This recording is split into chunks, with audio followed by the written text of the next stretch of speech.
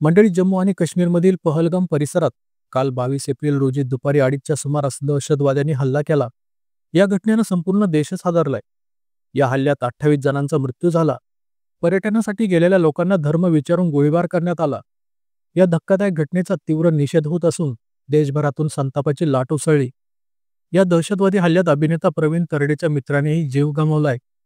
नुकतंच अभिनेता Pravin तरडेने post share करत पहलगाम हल्ल्यात जवळचा मित्र गमावल्याची माहिती दिली.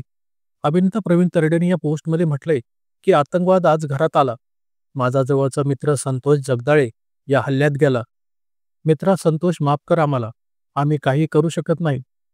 अभिनेता प्रवीण तरडेची ही पोस्ट वेगाने व्हायरल झाली. या पोस्ट खाली अनेकांनी कमेंट करत दुःख व्यक्त करत संतोष जगदाळे यांना श्रद्धांजली वाहत आहेत. मंडळी, जम्मू काश्मीरमध्ये पहलगाम परिसरात देशाच्या कानाकोपऱ्यातून लोक पर्यटनासाठी आले होते. पण येथे झालेल्या या दहशतवादी हल्ल्यात 28 जणांचा मृत्यू झालाय. या सर्वांना भावपूर्ण श्रद्धांजली.